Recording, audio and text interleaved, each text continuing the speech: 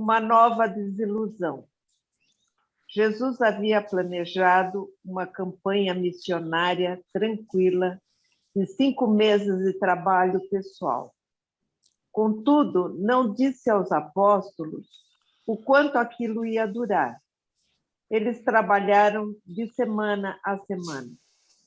E muito cedo, nesse primeiro dia da semana, exatamente quando ia anunciar isso aos seus 12 apóstolos, Simão Pedro, Tiago Zebedeu e Judas Iscariotes vieram para ter uma conversa particular com ele. Levando Jesus para um lado, Pedro ousou dizer-lhe: Mestre, viemos a pedido dos nossos companheiros no intuito de perguntar se o momento agora não está maduro para entrar no reino.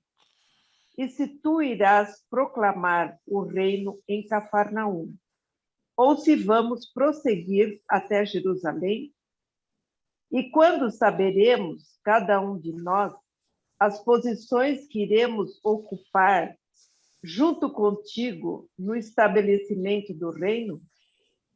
E Pedro teria continuado a fazer mais perguntas, mas Jesus levantou a mão em um gesto de admoestação e o refreou. Fazendo um aceno aos outros apóstolos que se acercavam deles, Jesus disse: Meus filhinhos, até quando deverei ser indulgente convosco? Já não esclareci que o meu reino não é deste mundo? Quantas vezes lhes disse que não vim para assentar-me no reino de Davi? E então, por que é que estáis inquirindo sobre qual o lugar de cada um de vós no reino do Pai? Não podeis perceber que eu vos chamei como embaixadores do reino espiritual? Não compreendeis a natureza e o significado desse reino vindouro de predominância divina nos corações dos humanos? Meus amigos, escutai-me uma vez mais. Eliminai das vossas mentes essa ideia de que o meu reino é um governo de poder ou um reino de glória. De fato, todo poder no céu e na terra será dentro em pouco entregue às minhas mãos. Mas não é verdade, não é vontade do Pai que usemos esse dom divino para glorificar a nós próprios durante essa idade. Nenhuma outra idade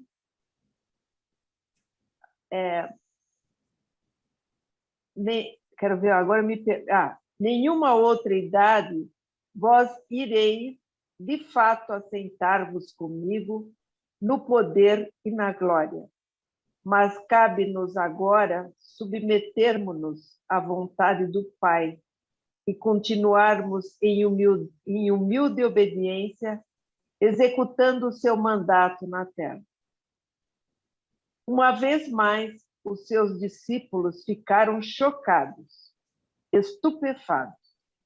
Jesus mandou que fossem orar 2 a 2, pedindo a eles que voltassem até ele ao meio-dia. Nessa manhã crucial, cada um deles procurou encontrar Deus e cada um esforçou-se para animar e fortalecer o outro, e retornaram a Jesus como ele lhes havia pedido. Jesus rememorou com eles, neste momento, a vinda de João, o batismo no Jordão, a festa de casamento de Caná, a escolha recente dos 6 e a separação pela qual passaram dos próprios irmãos na carne. E então os preveniu... já me perdi aqui. Só um pouquinho.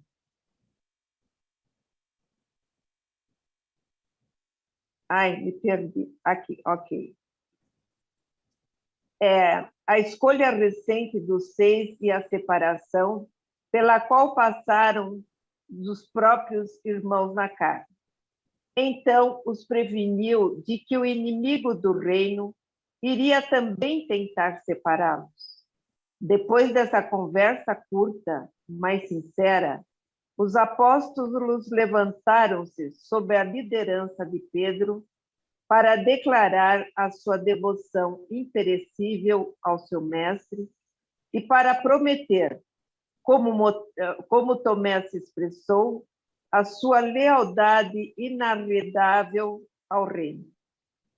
E esse reino vindouro, não importando o que seja, ainda que eu não o compreenda inteiramente, todos eles realmente acreditavam em Jesus, embora não entendesse completamente os seus ensinamentos. Agora, Jesus perguntava a eles quanto dinheiro tinham consigo e também perguntou quanto as provisões que tinham dado às suas famílias. Quando ficou claro que eles não tinham fundos suficientes para manterem-se por 2 semanas, ele disse: não é da vontade do meu Pai que comecemos no nosso trabalho desse modo. Permaneceremos aqui, perto do mar, e pescaremos por 2 semanas, ou faremos o que as nossas mãos encontrarem para fazer. E nesse interim, sob a liderança de André, o primeiro apóstolo escolhido, vós ireis organizar-vos de modo a prover de tudo que seja necessário ao vosso futuro trabalho, não apenas para o ministério pessoal presente, mas também para quando, posteriormente, eu vos mandar na pregação do Evangelho e na instrução dos crentes. Eles ficaram cheios de ânimos com essas palavras. Essa era a primeira sugestão clara e positiva que tinham, de que Jesus projetava mais tarde efetuar esforços públicos mais ambiciosos e ativos. Os apóstolos passaram o restante do dia aperfeiçoando sua organização e completando os arranjos dos barcos e redes para embarcar na manhã seguinte com o intuito de pescar, pois todos haviam decidido devotar-se à pescaria. A maioria deles havia sido pescador, e até mesmo Jesus era um barqueiro e pescador experiente. Muitos dos barcos que eles usariam nos próximos anos haviam sido feitos com as próprias mãos de Jesus, e eram barcos bons e confiáveis. Jesus mandou que eles se devotassem a pescar por 2 semanas, acrescentando: e depois avançareis, tornando-vos pescadores de homens. Eles pescavam em 3 grupos. A cada noite, Jesus saía com um grupo diferente. Como eles desfrutavam da companhia de Jesus, ele era um bom pescador, um companheiro alegre e um amigo inspirador. Quanto mais trabalhavam com ele, tanto mais o amavam. Certo dia, Mateus disse: quanto mais tu compreendes algumas pessoas, menos as admiras. Mas com este homem, quanto menos eu o compreendo, tanto mais eu o amo.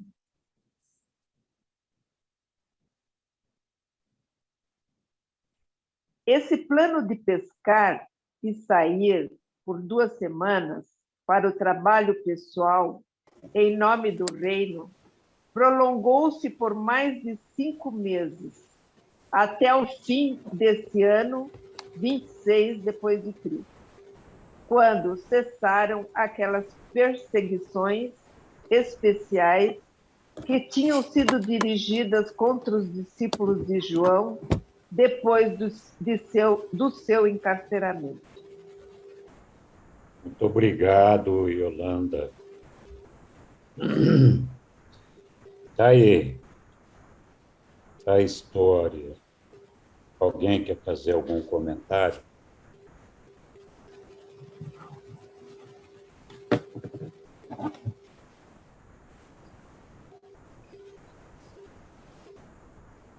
Eu queria, assim, eu achei interessante essa preocupação de Jesus, com relação ao sustento das famílias, ao bem-estar das famílias, né? Em primeiro lugar, porque se os apóstolos não estivessem tranquilos com relação a isso, também certamente não conseguiriam fazer um bom trabalho, né? Então, essa visão assim humanitária, né, e naturalmente divina, né, do mestre, né, se preocupou primeiro, na verdade, em ver como estava a situação das famílias, para daí, então, eles poderem fazer um trabalho que eles deveriam fazer. Esse comentário. Boa Muito noite, legal, Flávio. Oi, Maria. Boa noite. Boa noite. Tive que sair e entrar de novo, estava sem som. Tá bom. Henrique. Oi. Passagem. Quanto menos eu compreendo, mais eu amo. Acho muito interessante, porque é difícil, né? Quanto menos eu compreendo, mais eu amo. Pois é. Jesus muitas vezes não era compreendido pelos seus apóstolos. E esse documento revela bem essa falta de compreensão que os apóstolos tinham com relação aos ensinamentos de Jesus. Nós já discutimos isso daí, essa falta de entendimento de Jesus, do que os apóstolos tinham sobre Jesus, em outras passagens, né? Essa não é a primeira vez que aparece essa questão. E o pano de fundo dessa questão é sempre aquela ideia das pessoas, dos homens, buscarem adaptar os ensinamentos, as novas realidades, às suas próprias convicções, né? Aos seus próprios interesses, aquilo que eles desenvolveram ao longo da vida, né? Então, na cabeça desses judeus, por mais que Jesus insistisse que o reino dele não era deste mundo, eles não conseguiam assimilar essa ideia. Acho que eles não conseguiam assimilar a ideia de que eles estavam trabalhando por uma coisa que não fazia parte desse mundo aqui. Então, eles queriam saber qual é que era o cargo que eles iam ocupar, o que eles iam representar, o que Jesus ia dar de poder para eles, para fazer a implantação do reino de Deus aqui na Terra. Então, eles tinham dificuldade de compreender esses ensinamentos de Jesus. E a gente vai ver mais para frente que as passagens anteriores que nós vimos e essa daqui não é a única com relação a esse assunto. Várias outras vezes nós vamos ver os apóstolos de Jesus disputando lugares, preferências, postos e tudo isso. Isso aconteceu, inclusive, na Santa Ceia, né? Quando, já na véspera da morte de Jesus, quando eles brigaram para discutir quem que ia sentar à direita de Jesus ali na Santa Ceia, porque era considerada a pessoa mais importante. Então, essa falta de compreensão sobre Jesus era uma falta de compreensão sobre os seus ensinamentos. No entanto, Jesus era uma pessoa carismática, um líder afável, respeitoso, e que conquistava todas as pessoas com seu amor, com seu carinho, com a sua paciência, né? E acho que, olhando para isso daí, eu acho que é isso que Mateus estava se referindo, né? Puxa vida, eu não entendo o que esse senhor quer de mim, mas eu respeito ele muito, eu admiro ele muito, porque ele tem um jeito de se comportar, uma maneira de agir conosco. Eu acho que é esse o entendimento que Mateus tinha sobre Jesus, né? Essa segurança de Jesus, essa confiança e esse desejo de sempre passar esse afeto, esse amor, esse carinho, esse respeito, né? Mas, de fato, esses dias vividos por esses apóstolos junto a Jesus não são diferentes dos dias de hoje, né? A gente hoje é muito seletivo nos ensinamentos que nós recebemos. Nós temos essa tendência a adaptar esses ensinamentos aos nossos aprendizados, às nossas relações, às nossas aspirações. E é muito interessante a gente observar em cada um de nós e em todos os nossos irmãos como é que é muita coisa que a gente discute e forma uma ideia, depois rapidinho essa ideia se dissolve, muda, e a gente apresenta outras ideias e outros conceitos, né? Então, é uma coisa muito interessante. Por isso, nós estávamos falando aqui, quando começou, um pouquinho antes de começar a nossa reunião, justamente do desenvolvimento da civilização humana, do desenvolvimento da experiência humana, né? De como que a gente caminha devagar, de como que as coisas são difíceis de acontecerem, né? E eu acho que isso é uma característica mesmo da, da nossa imperfeição, do nosso processo de desenvolvimento. Nós estávamos falando quanta paciência o Pai, Deus, não tem que ter com todos nós. Imagina, tem 7 trilhões de mundos habitados e nós não somos exclusivos. Nós não podemos achar que só aqui no nosso mundo o desenvolvimento, a experiência e o perfeccionamento é difícil, né? Existem, com certeza, trilhões de mundos como esses nossos, como esse nosso aqui, com os desafios diferentes, com dificuldades diferentes, mas eu acho que em todos os lugares o desenvolvimento, a experiência humana é parecida. A gente pode falar, mas eles não estão isolados, eles não estão num processo de rebelião, eles não passaram pela situação de Caligástia, pela situação de Lúcifer e tudo isso. É bem verdade isso, mas eles também não tiveram, a maioria deles, né, os 10 milhões de mundos que um dia comporão o nosso universo local, não tiveram o privilégio de viver lado a lado com Jesus. Então, veja, nós estamos falando de um grupo de homens, 12 apóstolos, que viviam diariamente com Jesus.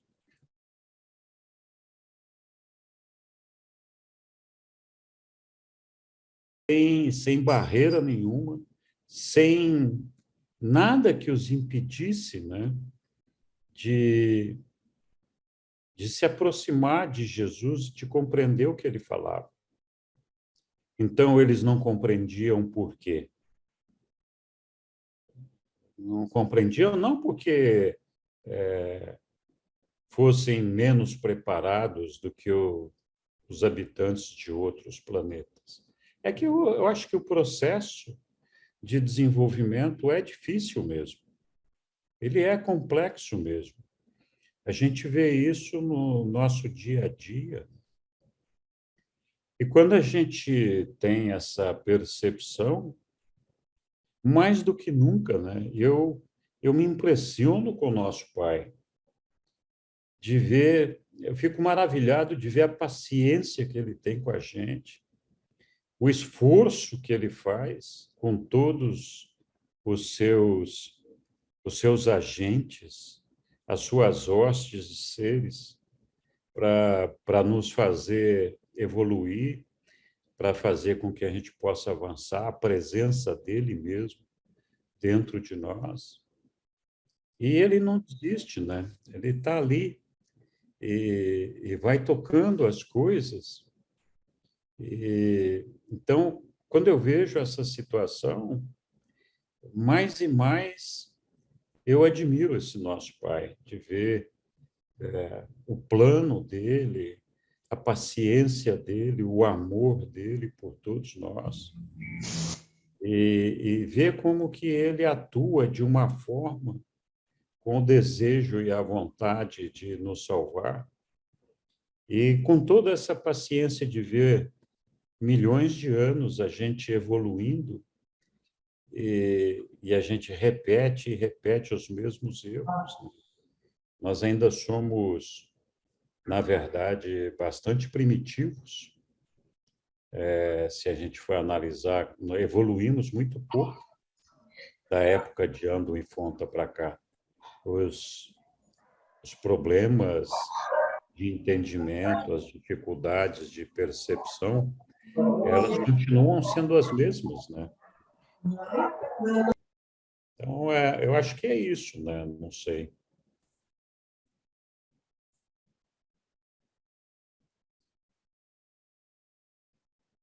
O Flávio comentou sobre essa preocupação de Jesus com os apóstolos, com o bem-estar econômico deles, com o bem-estar das famílias. E nós não podemos esquecer, né, que, primeiro, o próprio Jesus teve essa preocupação com a família dele.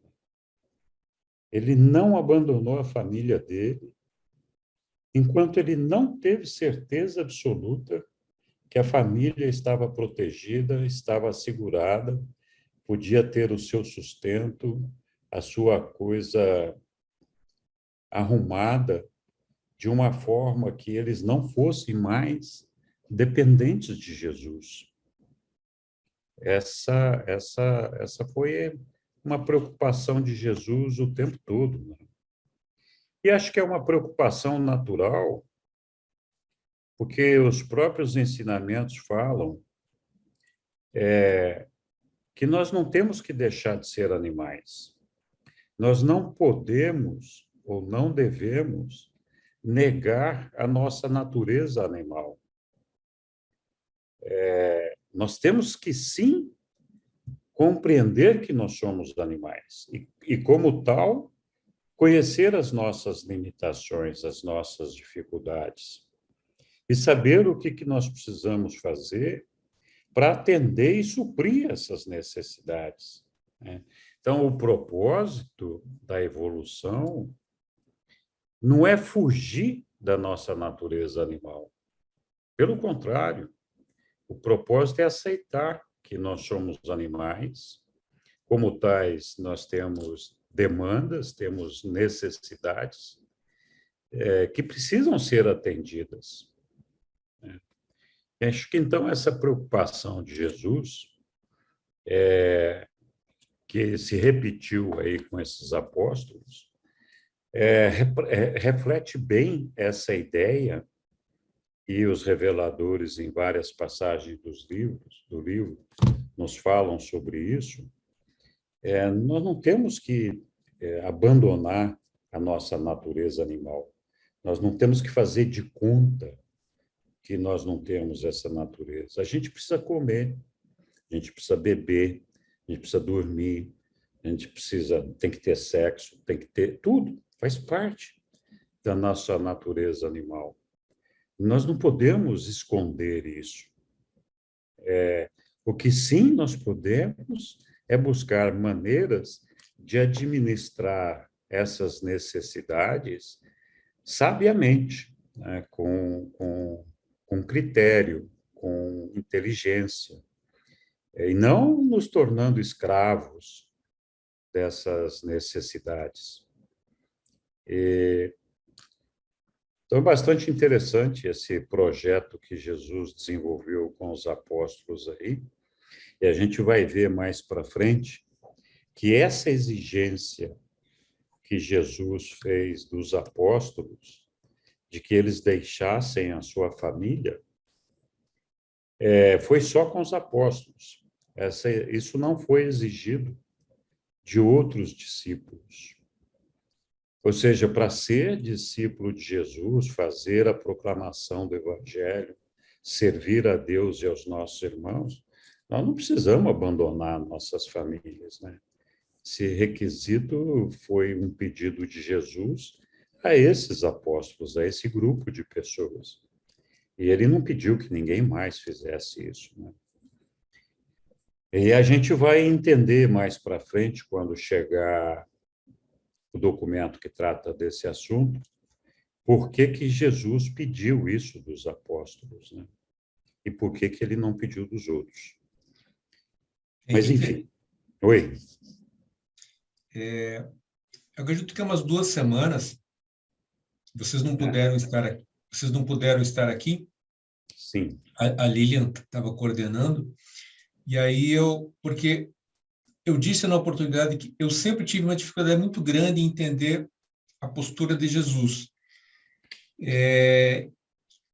que na minha forma de pensar, né, e já pedindo todas as desculpas aí pela minha forma de pensar, porque é muita pretensão nossa acreditar que a gente tem uma forma de pensar que possa ser melhor do que o nosso Criador, que na verdade tem no mínimo aí uns 400 bilhões de anos de trabalho aqui, né, nesse universo. Mas enfim, eu sempre tive comigo que essa forma de ensino de Jesus não era efetiva, no sentido, principalmente em relação à família dele, né? Ele ficou aí mais de 30 anos dentro de casa e não conseguiu passar para a mãe dele, na verdade, qual era a tarefa, qual era a missão dele aqui, né? E algumas coisas assim que eu pontuo, no sentido de que, por exemplo, eu sempre achei que seria muito fácil para Jesus chegar aos seus irmãos de carne e dizer, olha, eu não quero que vocês componham aqui o meu apostolado por esse e aquele motivo, principalmente porque eu não quero ter os meus irmãos da carne na condição de apóstolos. Os motivos não cumprem, mas eu não quero. E o livro lembra que, na verdade, ele nunca foi claro nesse sentido. Então, ele deixava que os irmãos se remoessem, que aquela coisa, aquela dúvida, aquele mal-estar aflorasse nos irmãos, e isso, no mais das vezes, resultava em sérias desavenças, né? Então, Jesus sempre teve... Jesus não, a família de Jesus sempre teve uma relação muito conturbada com ele. Jesus nunca teve, mas a família sempre teve, por conta de não compreender. E eu até fiz uma brincadeira aqui na oportunidade, eu falei, olha, eu acho que Jesus deveria ter uma postura assim mais incisiva, né? Olha, se recolhe com essa turma aí, esses 12, né? Faz aí um retiro, faz aí uma coisa mais aplicada. Olha, vocês só saem daqui quando vocês souberem o que é o reino, né? Senta aqui, Pedro, né? O que é o reino, Pedro? Não, isso aqui não é o reino, Pedro. Isso aqui é ego teu, né? Isso aqui é a tua, né? É outra coisa que está florando em você. Isso aqui não é. Então, tenta de novo, Pedro. Vamos lá, né? Então, eu fiz uma brincadeira e ao final foi muito bacana porque eu não me lembro se foi a Maria ou a Sônia que me lembrou, Milton. Jesus podia fazer isso. Claro que podia fazer. Mas poucos meses depois, esses apóstolos todos teriam pegado o caminho da roça e teriam ido embora, porque eles não entendiam, né? E não iam entender, e por mais incisivo que Jesus fosse, ele não ia conseguir colocar na cabeça daquela galera dessa forma que você está sugerindo. Então, Jesus usou o melhor método que ele tinha à mão, né? Mas, como eu falei para você, eu sempre tive dificuldade em entender. E eu sempre busquei, assim, buscar compreender por que Jesus agia desse modo. E esses tempos eu estava procurando conversar com um colega meu e eu queria passar para ele de forma mais incisiva uma forma de pensar que eu tenho a respeito de algumas coisas que me foram trazidas pelo livro do Urântia, né? E aí eu fiquei relacionando, eu fiquei fazendo uma analogia de eu buscando esse meu colega, né, levando ele para uma mesma situação que eu sugeri que Jesus utilizasse com os seus apóstolos, uma sessão mais intensa. Olha, senta aí, você só vai sair daqui depois que você souber o que é o livro do Urântia, né? Ia acontecer da mesma forma, né? Esse meu colega ia espanar, ia fugir daquele ambiente, não ia querer saber de nada, ia me chamar de louco, muito possivelmente ia me chamar de louco, né? Ia me chamar de lunático, ia me chamar de radical, seja lá o que for, e não absorveria muito do que eu tinha a intenção de passar para ele. Então, ali eu compreendi, né, na minha modesta compreensão, que realmente não havia como, né? Jesus fez o que era melhor dentro do que ele tinha, e qualquer outro tipo de abordagem mais agressiva, mais radical, teria feito com que todo o trabalho dele pudesse ser comprometido. Então, eu rendo aqui minhas homenagens novamente ao nosso mestre. Que legal, muito bom esse depoimento seu aí. Mas, olha, eu acho que essa experiência que você descreveu aí, de uma maneira ou de outra, já foi vivida por todos nós. Todos nós, em algum momento, tivemos que discutir bastante, às vezes discussões acirradas, né? que levam quase que a um combate físico, de tanto argumento que a gente tem que colocar nas coisas. E o resultado nunca foi bom. Nunca foi um resultado 100% positivo. Então, acho que essa era realmente uma habilidade muito grande de Jesus. A gente, agora há pouco estavam falando, a gente não transfere experiências, né?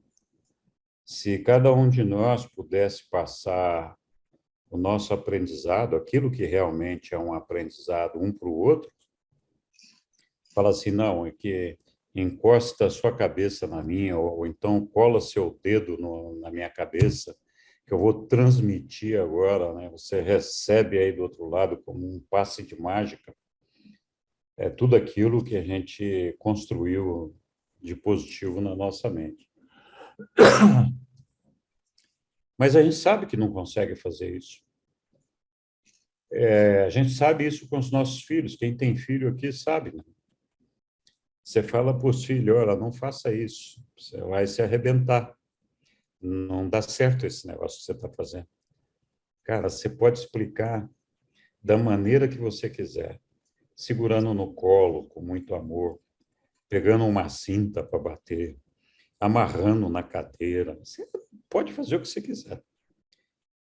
Não tem jeito. Enquanto o filho não vive aquela experiência e depois reconhece, puxa, você tinha razão, não ia dar certo esse negócio. Então, a gente vive isso todo dia, né? Então, Jesus podia tentar ali pegar o chicote, deitar o reio nesse povo aí, e ia acontecer isso que você falou, os caras iam se picar, né? Não ia ficar nenhum. É por isso que Mateus falou, quanto menos eu compreendo esse homem, mais eu amo ele. Porque haja paciência, haja amor, haja dedicação, haja exemplo, haja, enfim. Então, as pessoas, mesmo que não entendessem, não se sentiam à vontade para simplesmente abandonar ele. E o mandato de revelação do livro de Urântia, o mandato de publicação do livro de Urântia, fala muito disso, né, da gente seguir o exemplo de Jesus, de que nós temos que ser manso, nós temos que fazer o trabalho amoroso, o trabalho de oferecer o ombro, a mão, ajuda aos nossos irmãos. Eu acho que ficar questionando os erros ou aquilo que a gente acha que é erro não ajuda, não leva a lugar nenhum. Não leva a lugar nenhum. Então, se a gente não conseguir por bem, por mal não vai dar certo. Então, assim, eu acho que a gente tenta forçar muito a barra, às vezes, e o nosso trabalho não é esse.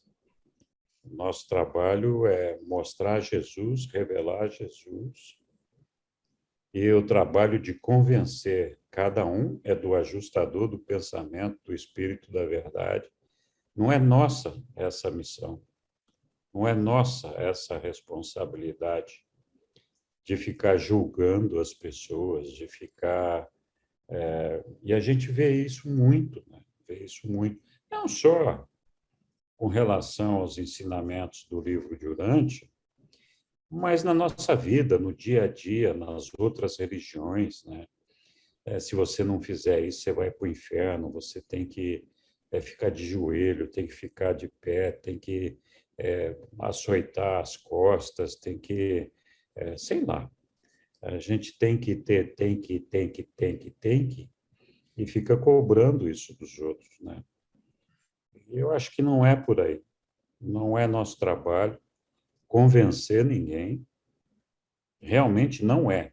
Isso é importante a gente ter claro na nossa vida. Nosso trabalho não é convencer. Obrigado, Henrique. É um problema dela. É aquilo que Jesus nos ensinou, né, Henrique? Em Mateus 7:3. Hipócritas, tira primeiro a trave do teu olho, então cuidarás em tirar o argueiro do olho de teu irmão. O argueiro é um cisco, né? Enquanto a gente está preocupado com o cisco no olho do irmão, nós estamos com um tronco dentro de nossos olhos. Nós temos essa tendência, né, muitas vezes, por uma forma de amar de maneira errada as pessoas. Nós gostaríamos que todo mundo se salvasse e que tivesse com a gente no paraíso. Mas é quem diz que a gente vai para o paraíso, né? Então, temos que tomar cuidado com esse empenho. A gente tem que lembrar que nem Jesus julgava a ninguém. Aliás, não é que ele não julgava.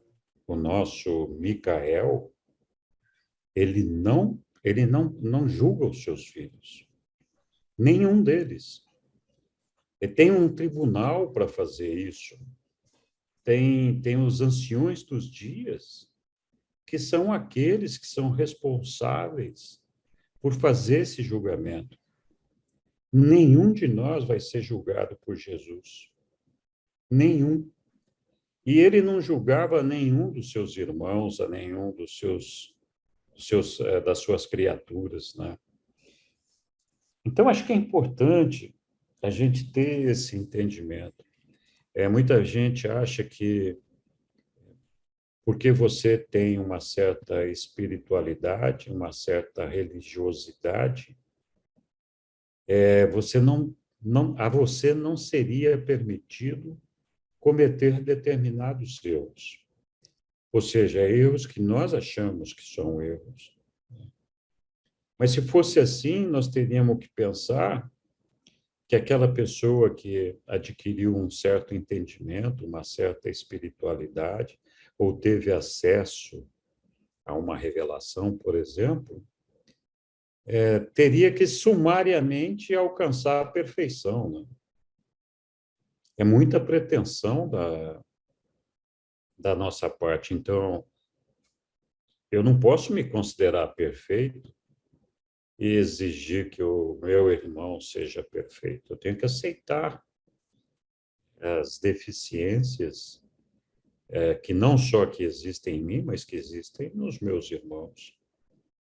Então, quando a gente consegue assimilar essa ideia de que nenhum de nós aqui é perfeito, todos nós estamos lutando para alcançar a perfeição, talvez isso ajude a gente a desenvolver um senso de tolerância, de mais amizade, mais carinho, mais compreensão pelos nossos irmãos, né?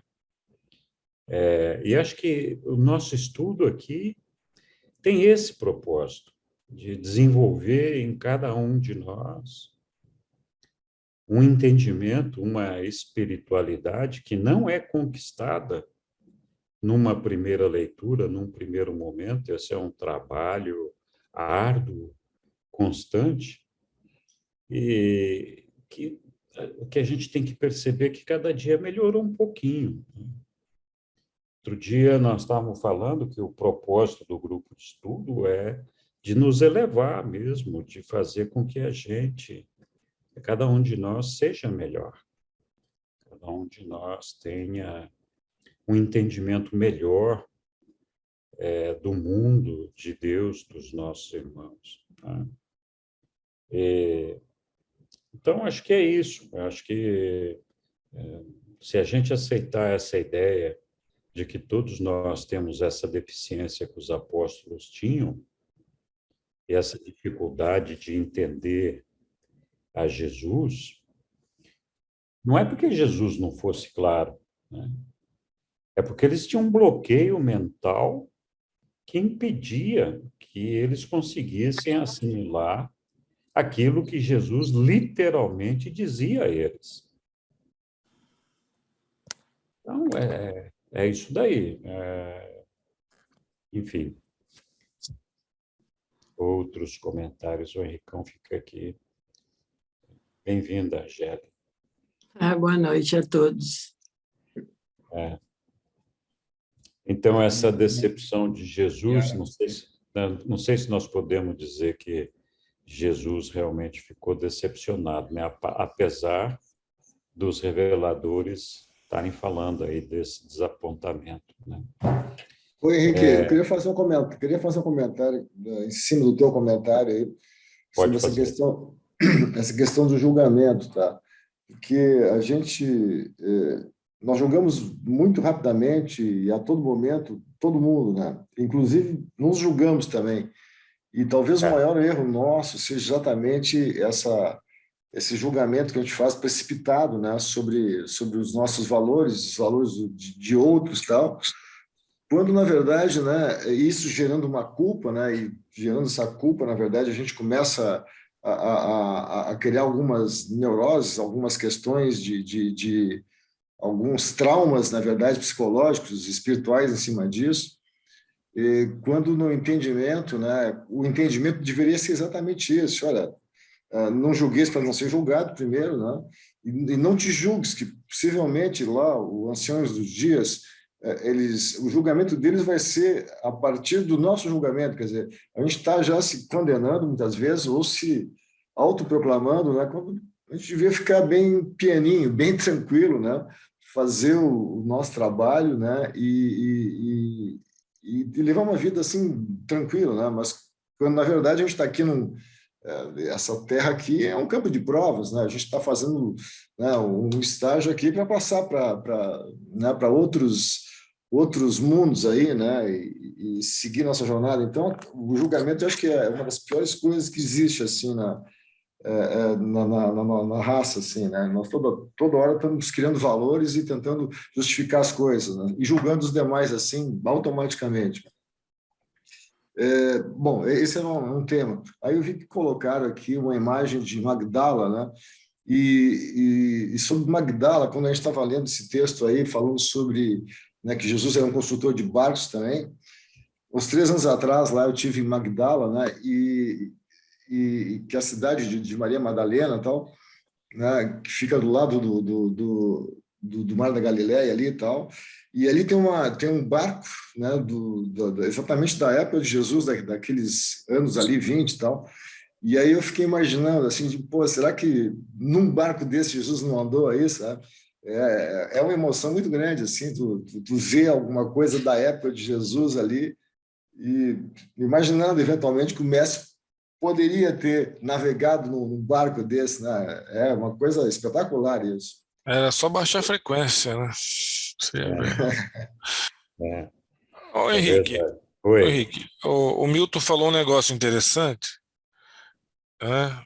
E eu vou pôr um pouquinho de lenha na fogueira. Pode pôr. Olha, o tamanho que Jesus tinha, né? ele poderia influir psicologicamente, não, do ponto de vista espiritual, no crescimento de cada um, né? Simplesmente porque ele é o Criador. Então, ele, talvez por ser um gerador de harmonia, ele esperava o florescer de cada um, mas o florescimento vinha dele. Imagina, você do lado de um cara desse, você não vai sentir o que ele está emanando? Emanando conhecimento sem abrir a boca. Então, eu não sei o que aconteceu com esses apóstolos, que eles demoraram tanto para sentir isso, para perceber que eles estavam diante, e também Jesus, dele ficar na dele, falou, opa, estou na minha, a hora que eles... Né? É uma coisa, para mim, enigmática. Para mim, enigmática, porque a força dele, o tamanho dele, né? E ele ter essa... Não sei. Não sei. Como ele falou lá, o Milton, pô, os irmãos dele, né? Nem para os irmãos, né? Será que ele não passava um pouquinho daquele poder daquela mulher que pegou que estava menstruada, que pegou lá no manto dele, saiu o poder? Pô, saiu o poder, quem foi? Cara, fosse o irmão dele, eu tava toda hora grudado na roupa dele, pô. Entendeu? Bom, mais ou menos. Tony, é legal você ter feito esse comentário e também o comentário que o Flávio fez. Mas Jesus tinha poder? Tinha, não, tem. O Pai tem o poder? Tem. Ele tem o poder de nos fazer perfeitos, se ele quiser. Então, a partir do momento,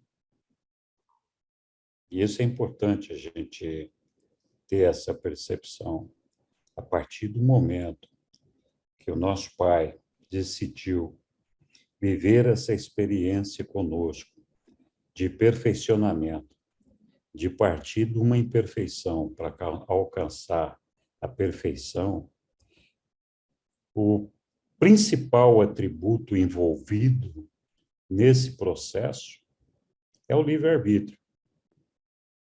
A partir do momento que Deus, Jesus, o nosso Micael, interfere no nosso livre-arbítrio, seja por uma lavagem cerebral, seja por uma influência de qualquer magnitude, de qualquer espécie sobre a nossa mente, esse plano dele fracassou, acabou, não existe mais. Então,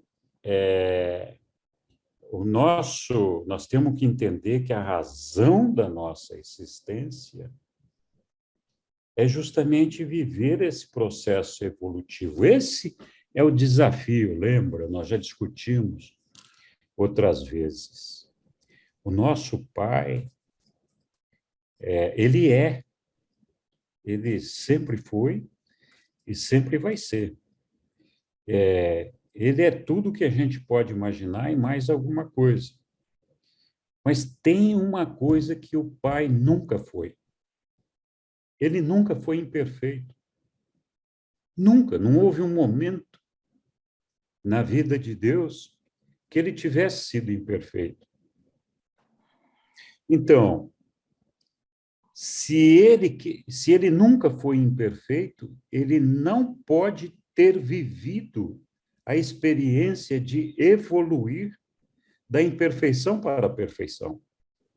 Ele não teve a oportunidade de viver essa experiência. Como é que você sai de um ponto de imperfeição para chegar no perfeito sem viver todas essas experiências que nós estamos fazendo? Então, o Pai, ele mesmo, que já é perfeito, ele não tem capacidade, habilidade para ele viver essa experiência, porque ele já é perfeito. Como é que Deus se faria imperfeito para viver essa experiência?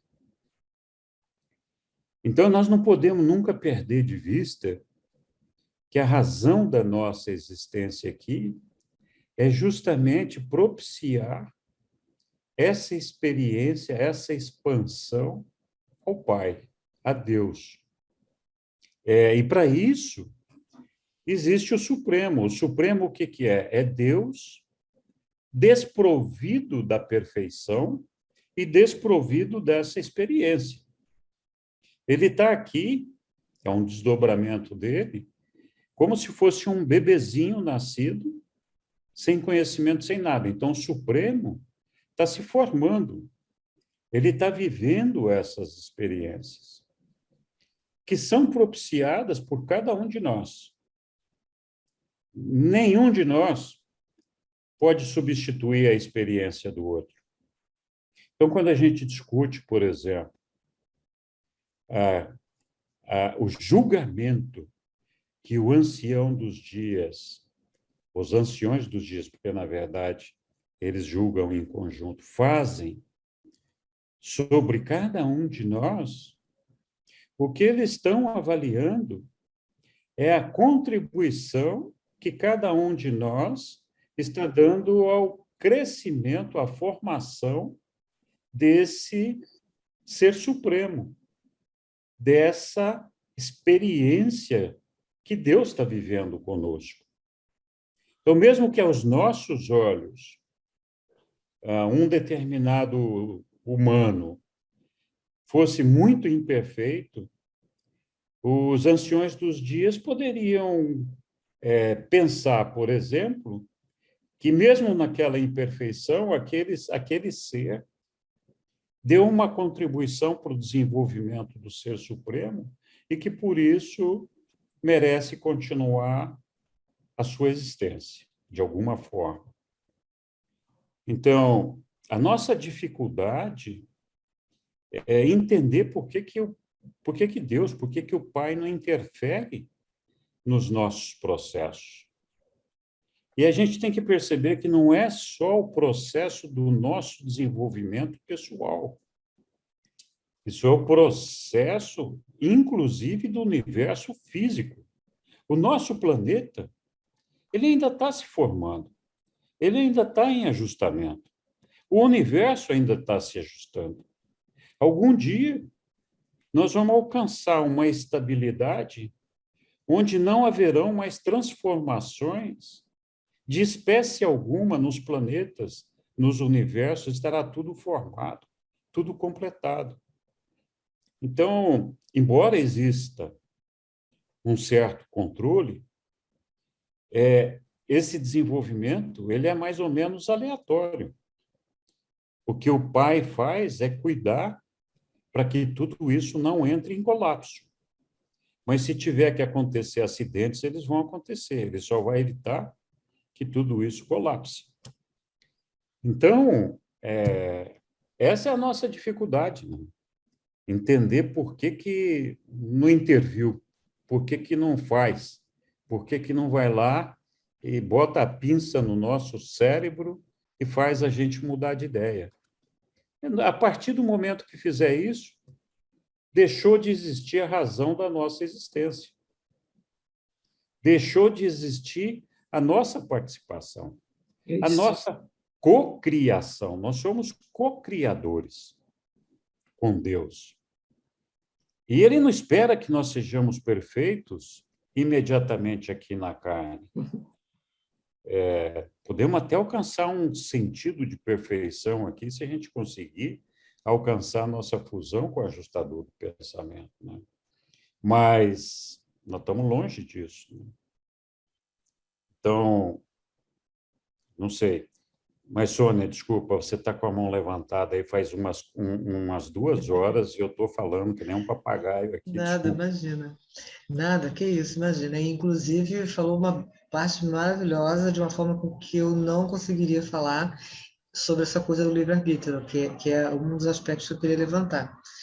E para a gente ver o quanto ele tinha respeito às leis divinas, né? Porque ele poderia fazer, colocaria tudo a perder, mas ele poderia fazer. Mas o respeito às leis divinas é uma coisa fantástica. Agora, um outro aspecto que eu ia falar dessa coisa do livre-arbítrio e dessa parte que o Tony falou, que se ele fosse irmão de Jesus, ele estava grudado o tempo todo em Jesus, e aquela senhora que tocou Jesus, dele saiu virtude, porque ela o tocou. Eu acho, é achismo meu, isso é vibração, sabe?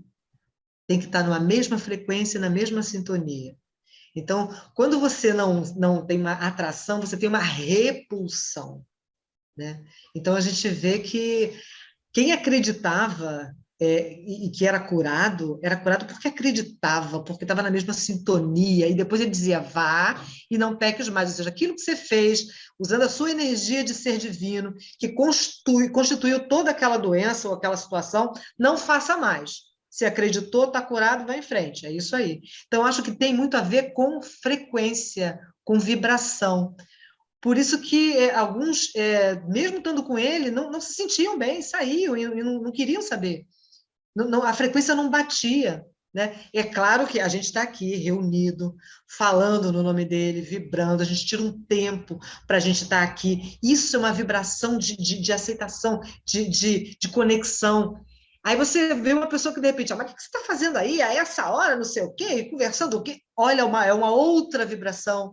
Né? Você vai a um culto, a uma cerimônia religiosa, você se sente bem, que seja uma cerimônia tibetana, aquele sininho, aquela meditação, você se sente bem. Tem gente que se incomoda com aquilo que não tem nada a ver, não consegue ficar. Então, acho que tem muito a ver, sabe, com essa coisa da vibração, né? Esse aspecto que foi posto aí pelo Tony. Obrigada. Obrigado, Sônia. Muito bom os seus comentários. Eu não sei se todos vocês aqui, né, têm filhos. Né? Quem tem filho vai entender melhor o que eu vou dizer aqui. Mas vocês já viram quando nasce o bebezinho, e aí chora, chora, chora, e você fica tentando descobrir se está com dor de ventre, se está com gases, se não está, se o que está doendo, por que tem, não sei. Você fica ali segurando no colo, acariciando, né? Aquele negócio todo. Depois, quando começa a engatinhar, vai lá, você fica cuidando, né? Segura na mesa, vai cair, segura na perna da mesa, segura não sei aonde. A gente não espanca um bebezinho porque ele não sabe andar. A gente não espanca um bebezinho porque ele não sabe falar. Estou falando de condições normais, né? Porque essas coisas horrorosas até acontecem, mas não numa situação normal. Então, assim, vocês já viram o tamanho da paciência que a gente tem com um bebezinho? De como funcionam as coisas, de como a gente tem paciência. Tá? Olha, nós somos assim para o nosso pai. Você fala, não, eu tenho 90 anos. É grande coisa, não tem nada, né? Para o nosso pai, você é um bebezinho, você ainda não aprendeu a andar, ainda não aprendeu a falar.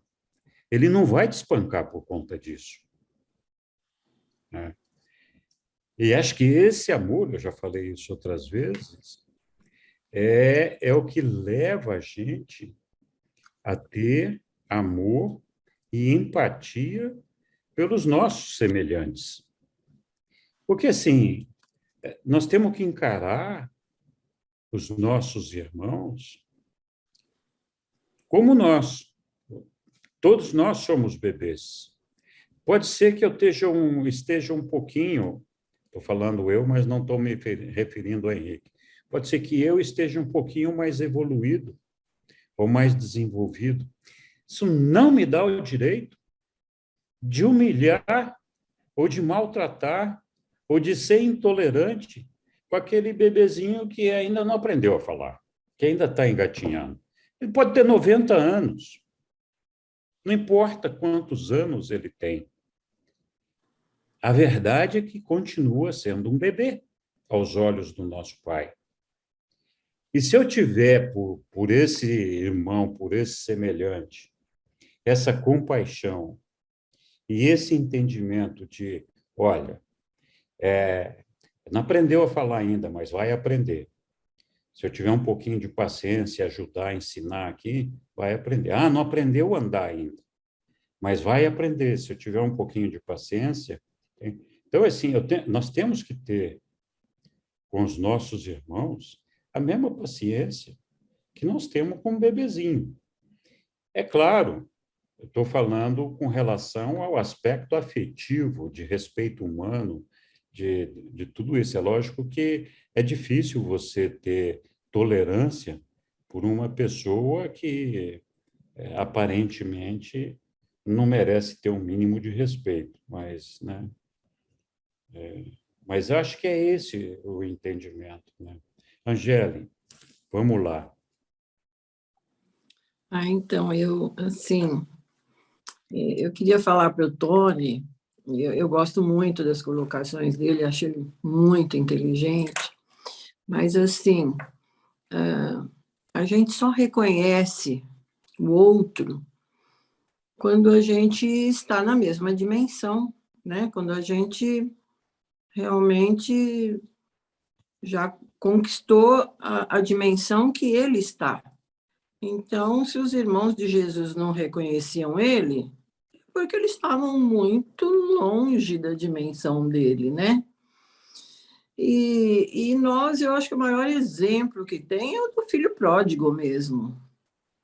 Não adianta o pai, eu nascer de um pai milionário, eu não precisar trabalhar, porque até a minha quinta geração ela está segura, e eu não saber como foi que este pai chegou a ter essa fortuna. Então, eu realmente preciso passar pelas experiências para ir dando valor àquele paraíso que está nos esperando. Então, não adianta eu ficar como o filho mais velho, que não quis passar pelas experiências. Tudo bem, ele talvez já tinha uma certa visão, né?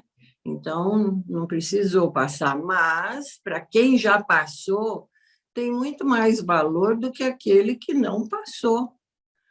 Então, eu vejo assim, muito pelos meus relacionamentos. Eu recebo muita declaração de amor aí das minhas amigas, dos meus amigos, e muitas vezes eu sou criticada dentro da família, né? Porque na família a gente é mais autêntico, talvez, ou não nos percebem porque não são buscadores. Então, nos analisam dentro da dimensão deles. Mas, assim, só somos reconhecidos quando realmente o outro também tem os valores que você tem. Senão, ele não percebe os seus valores.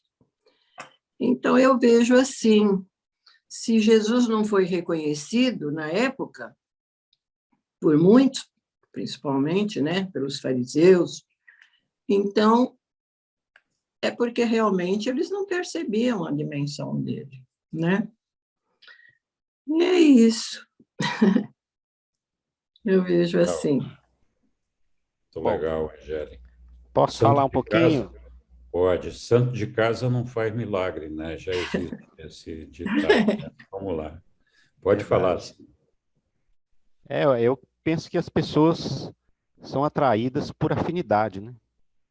Cada um vai formando o seu grupo de amizade, as pessoas que você considera acaba virando sua família, né? Como Jesus mesmo, tem uma passagem no Evangelho, né? Que Jesus está lá com os seus discípulos, aí eles chamam a atenção, Jesus, ali já vai sua mãe e seus irmãos. Então Jesus questiona, em verdade vos digo, quem são meus irmãos? Quem é minha mãe?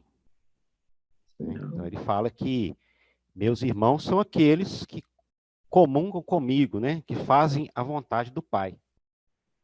Então, a gente tem muita dificuldade de aceitar o diferente, né? Aquele que não comunga com a gente, com a mesma forma de pensamento. Né? Então, a gente acaba excluindo essas pessoas, porque nós nos achamos superiores, porque eu sou um doutor, eu tenho um diploma, eu tenho uma sabedoria, então eu começo a me julgar, né? A inflação do ego, né? Então, nós somos juízes por natureza, né? Estamos sempre julgando o outro, como Raul Seixas cantou naquela música, né? É sempre mais fácil achar que a culpa é do outro. Evita o aperto de mão de um possível aliado. Então, na escola teosófica, nós aprendemos que nenhum homem é seu inimigo, nenhum homem é teu amigo, ambos são igualmente teus instrutores, segundo Helena Blavatsky. A respeito o próximo documento que a gente vai ler também, né? Você vê que Jesus simplesmente ele saía, ele aproveitava esses momentos de trabalho para também doutrinar, né? Então ele foi pescar, mas quando volta ele vende os peixes, né? Então, como o nosso irmão aí Flávio também lembrou, Jesus era um consultor de barcos, né? E uma das sabedorias que Jesus deixa para a gente, uma das muitas, né? É a respeito que nós precisamos nos qualificarmos, precisamos nos instruirmos e nos qualificarmos intelectualmente e também profissionalmente. Nós precisamos, quanto mais coisas você aprender, mais profissões você tiver, né? Porque nós estamos vivendo um tempo hoje que as profissões estão acabando. Então, você precisa estar preparado para mudar de profissão, né? Pouca gente sabe que Jesus foi chamado de tecton, né? A palavra grega tecton é usada para referir a profissão de Jesus, né? Ela tem um significado amplo. Vou ler um textinho aqui, que se aplica tanto à função de carpinteiro quanto às de pedreiro e serralheiro ou construtor. Significa também um projetista, um mestre de obras ou arquiteto. Aliás, tecton é a raiz da atual palavra arquiteto. Um tecton tinha que possuir habilidades como arte, física, matemática, acústica, geometria, desenho e geografia. Um tecton poderia projetar e construir uma máquina, um carro, um navio, uma casa, uma ponte, um templo. Jesus era um tecton. Nós vemos em Hebreu 11:10, pois ele esperava a cidade que tem alicerces, cujo arquiteto e edificador é Deus. Obrigado, Walter. Olha, Walter, faz um bocado de tempo já que você participa dos nossos grupos aqui. Mas eu nunca tinha visto a sua imagem. Eu confesso que é bastante diferente daquela que eu tinha imaginado. Mas, sabe por que é? Você vê que a minha câmera fica tremendo. Eu não sei o que é, eu já troquei de câmera. Não sei se eu vou ver o meu computador, é por isso. Mas outra sala, e todo mundo me conhece. Tá vendo? Fica pulando a imagem. Mas tranquilo, eu não tinha visto ainda, né? Eu, pelo menos não tinha percebido. Acho que ninguém. Essa voz era conhecida, não sabia de como essa voz tinha ouvido aí. Agora se identificou a voz aí, concordo contigo aí. É o Lombardi. Lombardi. Verdade. Muito obrigado por nos permitir aí ver a tua imagem, é muito legal. Muito obrigado. Angélica, você ainda queria falar alguma coisa? Porque está levantada a sua mão. Não. Não então sei por que está levantada. Eu vou abaixar Yara. aqui. É Yara, então, agora. Que aqui tem uma sequência de quem levantou a mão, né? Então, desculpa. Mas vamos lá, Yara. Eu quero dizer que eu estava aqui olhando com muita curiosidade para o Walter. Enquanto a gente estava falando de Jesus, né, dessa dificuldade comum nossa de por que ele não fez assim, né? Eu fiquei olhando para o Walter e falei, gente, é a primeira vez que eu vejo esse rosto. O Walter como que está sendo muito importante, está trazendo a minha atenção para ele, poder conhecer a imagem dele. Né? Então, eu fico sentindo também, viu, Walter, que é muito bom, porque o grupo ele está tendo telas mais abertas, ele está tendo a possibilidade de que a gente possa se ver e se conhecer mais através da nossa imagem. E eu fico pensando, né, como que esse processo de imagem e de possibilidade da gente ir explorando aquilo que a gente pode conhecer é o nosso processo de conhecer, de gostar, de criar proximidade, né? Tudo isso é o que a gente está falando hoje, né, gente? Como que a gente quer sentir mais Jesus? Como que a gente quer ver no exemplo dele que ele possa realmente sacudir a gente, que ele possa nos encontrar onde quer que a gente esteja, com as nossas dúvidas, talvez, né? Essa, muitas vezes, é a minha questão, a minha inquietação, né? Que poder ser encontrada por uma compreensão, por algo que possa me ajudar a encontrar mais clareza, a sair de um lugar, às vezes, inerte de mim mesma, e, de repente, assim, tem essa possibilidade da gente enxergar. Então, essa possibilidade de ficarmos curiosas, né? Curiosos com os mistérios. Os mistérios. Reconhecer quando um mistério deixa de ser mistério do jeito que era, né? E eu achei que falar sobre isso seria uma grande bobagem, que vocês iam achar muita graça, e pode até estar sendo, né? Pensar, gente, mas por que a Yara está falando isso, está gastando tempo em falar isso? Por conta da importância que a gente, se eu posso ter a ousadia de dizer a gente, né? De querer conhecer o desconhecido, né? Como que poder conhecer algo que é desconhecido é muito mais confortável.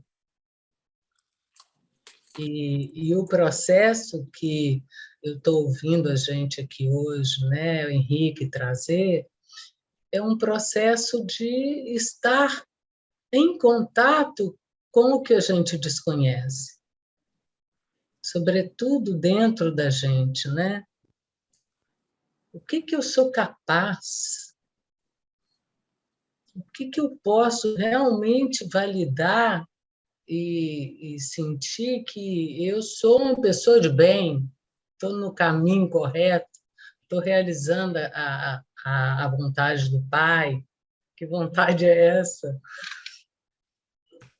E a gente tem essa questão dentro de nós, cada um, né? E tolerar esse desconforto, esse desconhecido, traz muitas inquietações, mas do momento que a gente começa a sentir, o Tony falou hoje, né? Por que os apóstolos demoraram tanto, né, a sentir? Na hora que ele falou, demoraram tanto a sentir, aquela palavra fez sentido para mim. Né? Tem uma fala que diz assim, se faz sentir, faz sentido. Né? Então, quando eu quero observar um exemplo, eu primeiro observo bastante. Se é, então, um exemplo de alguém que desperta em mim uma certa curiosidade, uma confiança e uma segurança, né? Eu observo bastante. E Jesus teve essa oportunidade de ser observado, de ser ouvido, de ser conhecido. Talvez seja essa a melhor maneira de apresentar o Pai, né? e que cada um vai ter a oportunidade de estar com o que vai ficando do que é visto, do que é conhecido, do que é sentido dentro de si, para ver o que faz sentido, o que pode despertar um processo evolucionário, né? Que é o que a gente está conversando aqui. Um processo evolucionário como ser humano. Poder olhar, reolhar, poder ouvir, voltar. Eu já ouvi tanto esse Messias falar, eu imagino, né, que tenham pensado isso. Já ouvi tanto, e quanto mais eu ouço, mais dúvida eu tenho. Porque não é aqui, né? Porque se eu falo e trago palavras cognitivas, né, da minha mente, sem ter vivido um processo de experiência, eu estou antecipando uma representação. Então, eu estou criando uma teoria a respeito, eu imagino.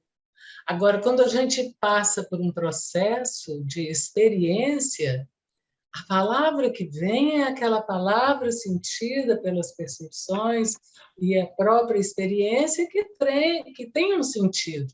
Então, ganha uma palavra, uma voz que ganha uma palavra, né? Então, é bom olhar. É bom ver cada rosto de janelinha. Cada expressão, né? De janelinha aberta.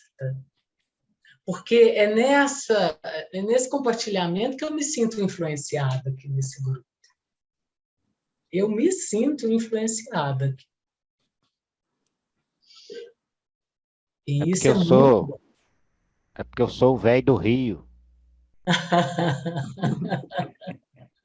Eu vou dizer igual o Henrique, eu tinha uma imagem de você bem diferente.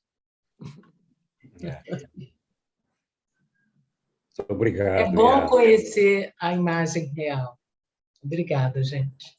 Muito legal. Eu queria, aproveitando, vários de nós aqui falamos várias vezes aqui sobre a oportunidade dos apóstolos, né, de estarem ouvindo Jesus, estarem ao lado dele, né, vivenciando aquela experiência. E, claro, a presença da pessoa fisicamente sempre é importante. Mas qual é a diferença da palavra de Jesus, proferida por ele, replicada no livro, replicada pelos apóstolos, replicada por cada um de nós, e o sentimento que o Espírito da Verdade nos traz da presença dele? Lógico, todos nós gostaríamos de dar um abraço físico nele, né? Falar assim, não, puta, aperta a minha mão aqui, né? Mas não é legal se você se sente abraçado no seu coração, na sua mente, e sente a presença de Jesus tão intensamente ou mais do que aquela forma física que os apóstolos experimentaram. Porque aqui Jesus nos invade. Ele nos invade, ele toma conta de nós. As palavras dele nos cercam. E será que era tão importante assim vê-lo fisicamente? Será que se a gente tivesse do lado dele fisicamente, ele invadiria nosso ser como ele invade hoje? É só uma reflexão para a gente pensar. E tem o pensamento que diz, né? Feliz aquele que crê sem ver, né? Pessoas estão preocupadas em descobrir qual que é o verdadeiro rosto de Jesus, mas acabam se esquecendo da sua mensagem libertadora, que é muito mais importante. Exatamente, Walter. Você colocou bem esse ponto aí. Vocês sabem, isso aqui é um comentário adicional a isso que está sendo colocado aí, que em muitos continentes, em muitos países, o movimento de Urântia evita de usar uma imagem para Jesus, porque essa imagem que a gente tem, ninguém garante que ela é verdadeira. Pelo contrário, todo mundo sabe que ela não é verdadeira. E, então, em muitos países, eles não permitem a colocação da imagem de Jesus, porque eles falam que essa é uma fantasia, um negócio que não reflete. Tem alguns países que não usam o nome de Jesus. Eles falam, quando falam de Jesus, falam Micael. Mas tem uma razão para fazer isso, porque nesses países, são países muçulmanos, onde Jesus é conhecido deles. Então, quando fala que é Jesus, eles já colocam Jesus numa hierarquia inferior a Maomé ali, e já colocam Jesus de uma maneira que não é a maneira como eles deveriam estar enxergando. Então, quando fala Micael, não tem uma imagem, não tem uma pessoa para ser associada nesses países. Então, a curiosidade é grande. Como assim? Quem é esse Micael aí? O que ele fez? O que ele faz? Como é que eles se desenvolvem na minha mente? Como é que eles se comparam ao meu Maomé, esse negócio todo? Então, tem muitos países muçulmanos que os ensinamentos de Urântia, além de não colocarem a imagem de Jesus, não falam o nome de Jesus. Trocam o nome de Jesus por Micael, que é o nome original e verdadeiro dele. E que abre o coração, a mente das pessoas para se deixarem ouvir falar desse Micael. E você fala que é Jesus, já bloqueia no ato, não quero falar desse cara aqui. É curioso isso. Mas quando você vê os ensinamentos, eles falam no nosso coração de uma maneira diferente. Não importa se o nome é Jesus, se é Micael, se a imagem é branca, preta, amarela, vermelha. Você se permite fantasiar, se é que a gente pode falar assim, ou até aceitar os ensinamentos de uma pessoa contra a qual você não tem preconceitos.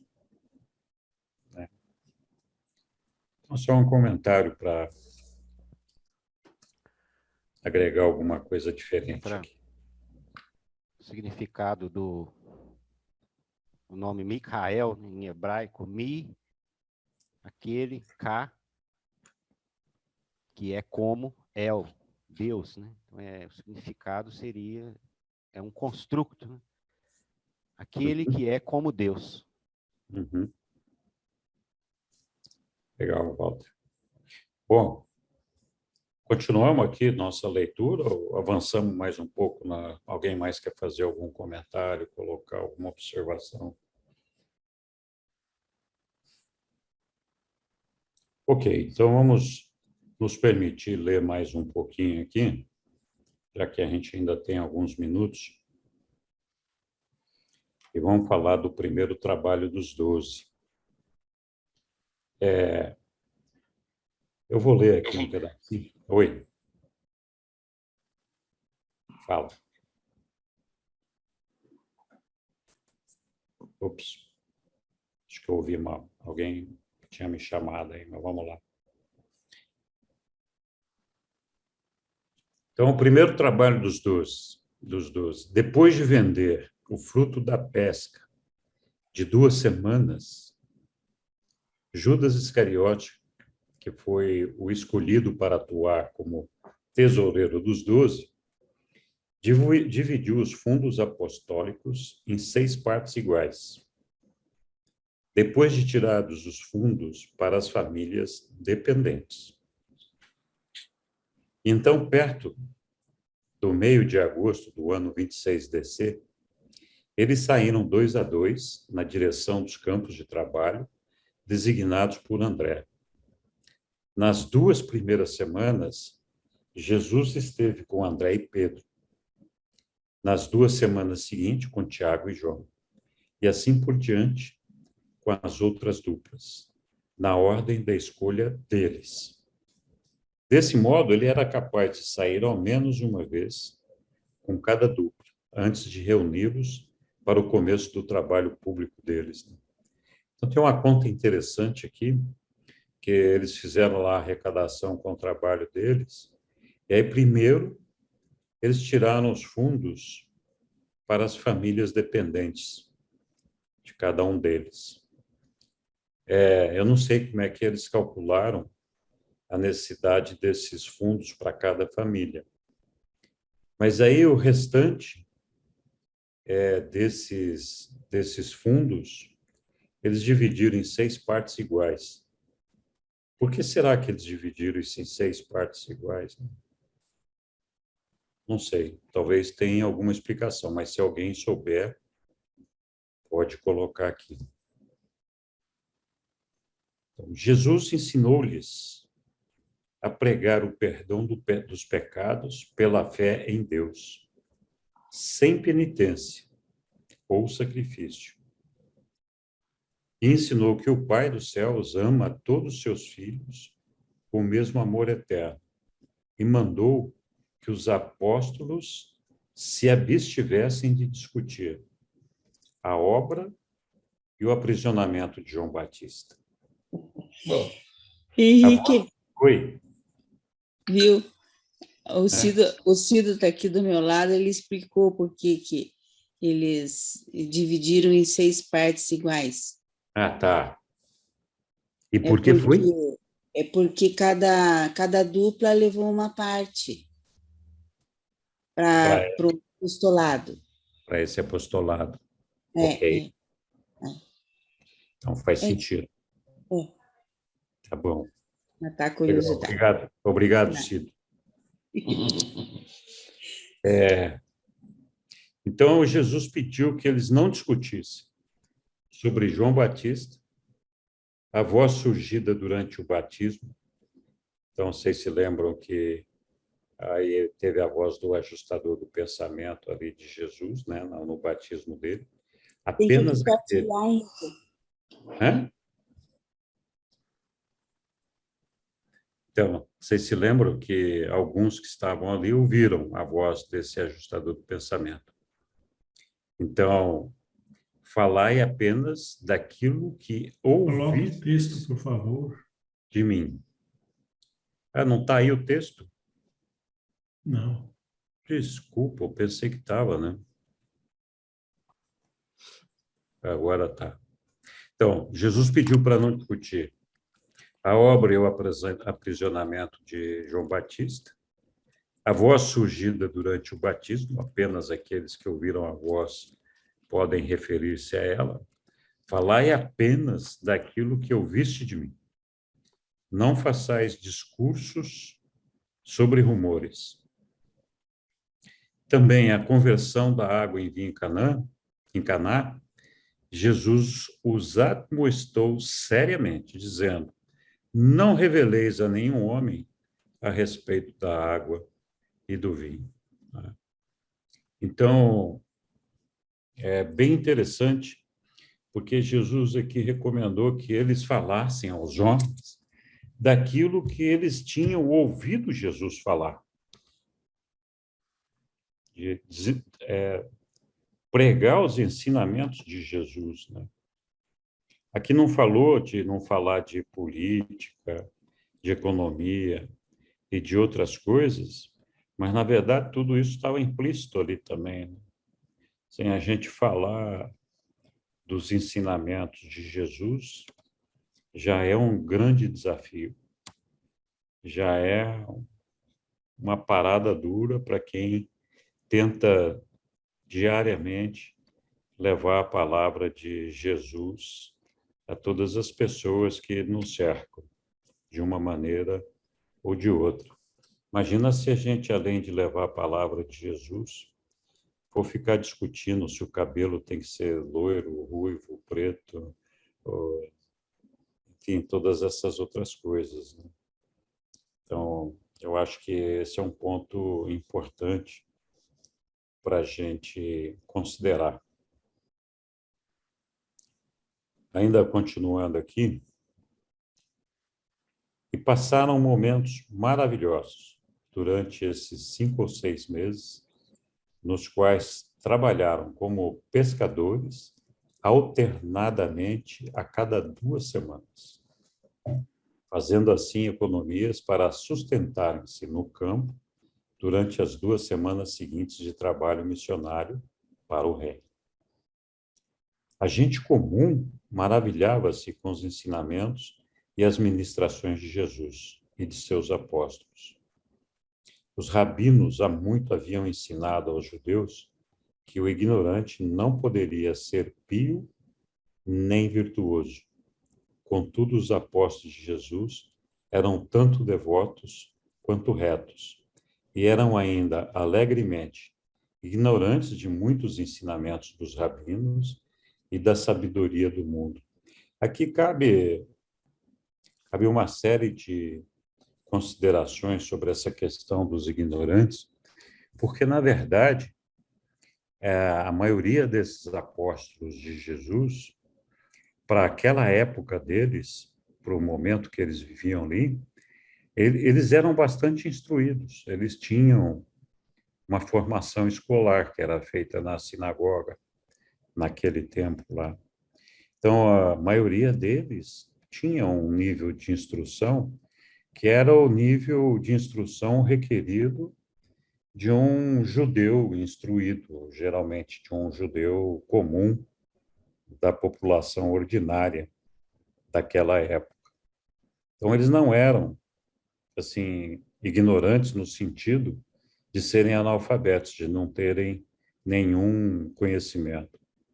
Eles eram considerados ignorantes porque eles não tinham o conhecimento que os rabinos tinham sobre a religião, sobre as leis de Deus e todo aquele negócio.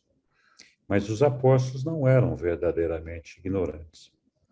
E tem uma outra questão interessante, né, que os ensinamentos sempre nos colocam, que a conquista do reino de Deus nunca está vinculada a uma questão social, cultural, educacional, financeira ou de qualquer outra natureza.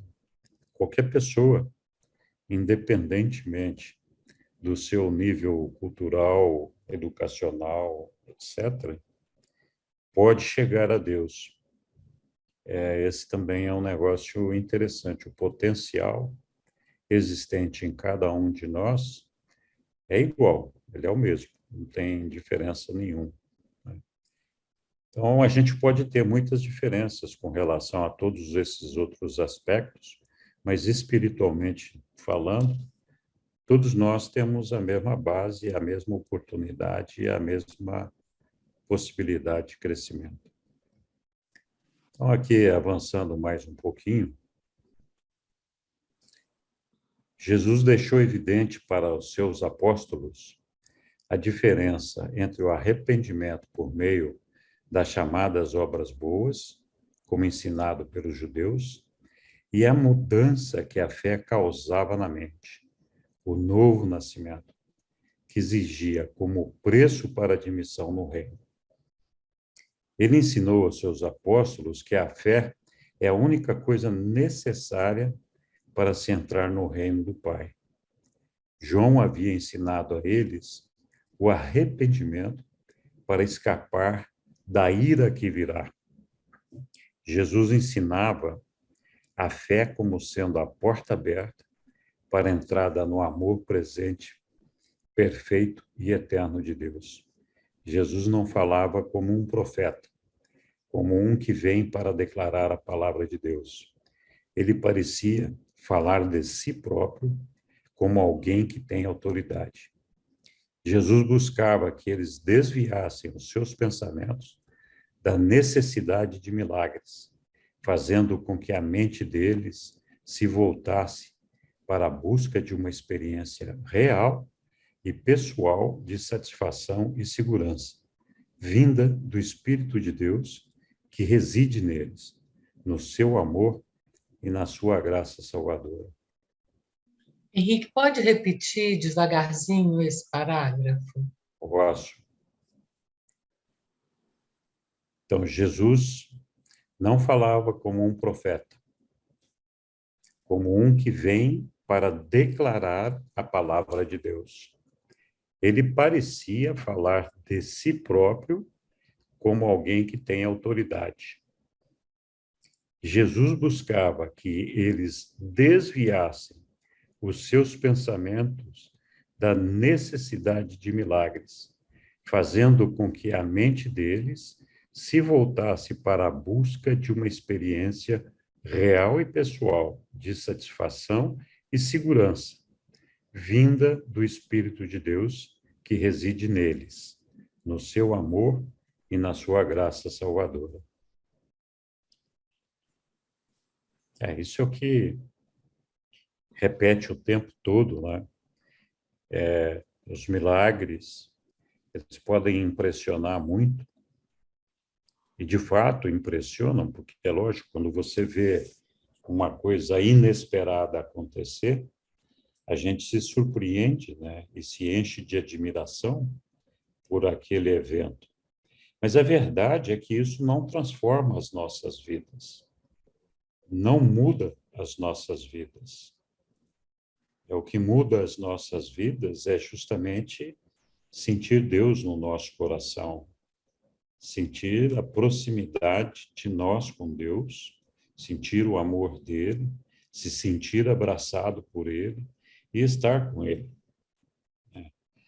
Então, é isso que Jesus queria. Olha, percebam aqui, né? Esse amor que a gente tem aqui, esse reino onde todos nós somos iguais, onde todos nós somos filhos do Criador. Então, essa pregação do reino sempre tinha essa preocupação de Jesus, de não maravilhar os homens com as coisas materiais e com o sobrenatural. Então, acho que esse é um aspecto muito importante.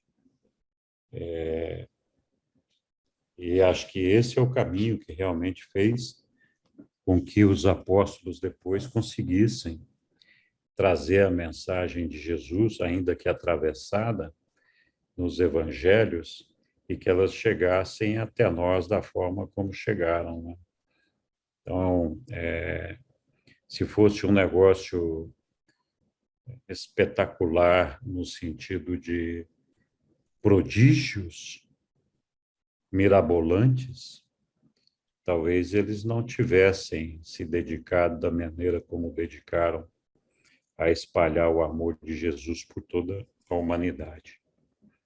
Então, é bastante interessante isso daí. Muito bem. Algum outro comentário? O Evangelho é a boa nova, né? Não é somente para ser estudado, né? Ele é para ser colocado em prática. Por isso que muitos espíritas, né, não conseguem se manter dentro da doutrina. E quando a gente estuda o Evangelho, nós somos convidados a vivenciá-lo, né? Então a pessoa vê que aquilo ali não dá para ela. E dentro do Espiritismo, você é convidado a fazer a reforma íntima. O que é a reforma íntima? Combater, né, como diz Kardec, né, reconhece o verdadeiro espírita no esforço que faz para domar suas más inclinações. Então, o tempo todo nós temos que estar combatendo os nossos defeitos. E o primeiro passo é reconhecê-los, né?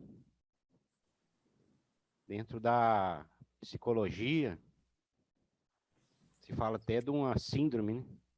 SDG, que é a Síndrome de Gabriela. Não sei se vocês lembram daquela novela, né? Gabriela, a obra Gabriela, Cravo e Canela. E tinha aquela música, né? Eu nasci assim, eu vou ser sempre assim, eu sou mesmo assim, Gabriela. Então, as pessoas têm essa síndrome de Gabriela. Eu não preciso mudar. As pessoas têm que gostar de mim do jeito que eu sou. Então, se torna uma doença, né? Esse é o meu jeito. Eu nasci assim. Então, esse é o nosso maior erro, nosso maior engano, que nós somos imperfeitos. Então, a partir do momento que eu reconheço que eu preciso mudar, eu preciso ser um ser humano melhor. Mas como? Tá aí, vivencie o evangelho, siga Jesus. Não da forma que os crentes falam, né? Mas seguir os seus pensamentos, seguir os seus exemplos, seguir o seu legado.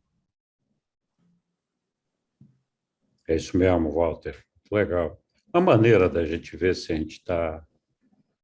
Existem muitas maneiras da gente ver se a gente está melhorando. Mas uma que eu uso para mim mesmo é sair no trânsito e ver como que eu reajo às fechadas, às passagens, as pessoas que não andam na rua. Eu fico prestando atenção, né, de que maneira eu estou reagindo para aquele meu momento ali no trânsito. Eu não sei vocês, mas eu sempre perdi muito a paciência no trânsito. Exercício de tolerância. Então eu percebo, não é a única maneira, mas eu percebo muito se eu estou melhorando cada vez que eu saio no trânsito. Poxa vida, hoje eu não briguei com ninguém. Ai. Curioso que o símbolo da reforma íntima é o casulo, né? Quando nós nos recolhemos e passamos a reconhecer os nossos erros, né? Quando a gente se fecha dentro de um casulo e passamos um tempo fazendo essa reforma para depois nascer, né? Um novo ser, que é a borboleta, né? Do largato à borboleta. Já aconteceu com vocês de cair a tampinha da pasta de dente debaixo da pia? Já. Eu não sei se acontece com frequência, mas no começo eu chutava o móvel, ficava bravo, xingava. Hoje eu falo, não, eu não vou ficar bravo com esse negócio. Eu vou aceitar numa boa, como parte das minhas experiências. Então, tá bom, estou melhorando, né? Um dia eu conversando com o senhor, ele disse para mim que eu era para conversar comigo através do espelho. Eu disse para ele, tu está ficando louco eu falar comigo através do espelho? Mas isso me chamou muita atenção. Eu fui falar comigo através do espelho. Foi difícil para mim falar comigo através do espelho.